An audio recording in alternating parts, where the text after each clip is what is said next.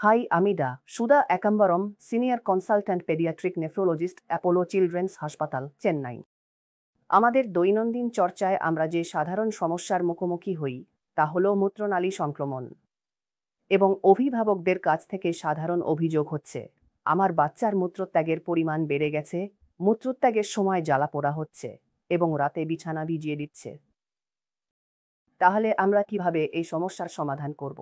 এবং এই সমস্যা এখনকার দিনে বড় বাচ্চাদের মধ্যে বেশি দেখা যায়, কারণ তারা অনেক সময় ধরে মূত্র ধরে রাখে, কারণ তারা ভিডিও গেম খেলে বা অনেকক্ষণ টিভি দেখে, অথবা কোনো সামাজিক সংকোচের কারণে তারা স্কুলে মূত্রত্যাগ করে না এবং এমনকি টানা ৮ ঘন্টা পর্যন্ত মূত্র ধরে রাখে।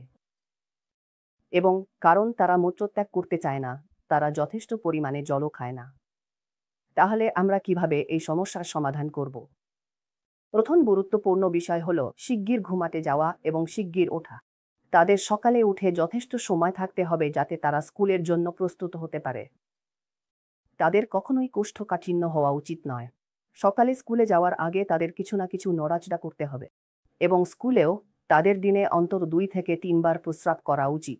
এবং বাড়িতে থাকাকালীন ঘুমের সময় বাদ দিয়ে প্রতি 3 ঘন্টা অন্তর একবার করে প্রস্রাব করতে হবে। আরেকটি গুরুত্বপূর্ণ বিষয় হলো তাদের যথেষ্ট পরিমাণে পানি খেতে হবে এবং সেই সাথে আঁশযুক্ত ভালো খাবার যেমন শাকসবজি ও ফলমূল খেতে হবে এবং যতটা সম্ভব জাঙ্ক ফুড এড়াতে হবে। এতে তাদের কোষ্ঠকাঠিন্য ও প্রস্রাবের সমস্যা কাটিয়ে উঠতে সত্যিই অনেকটা সাহায্য হবে। তারা যখন এই 2টি সমস্যা কাটিয়ে উঠবে, তখন নিম্ন মূত্রনালী সংক্রান্ত উপসর্গ, যাকে আমরা বলি অর্থাৎ বাওয়েল ব্লাডার ডিসফাংশন, সেটাও তারা কাটিয়ে উঠতে পারবে।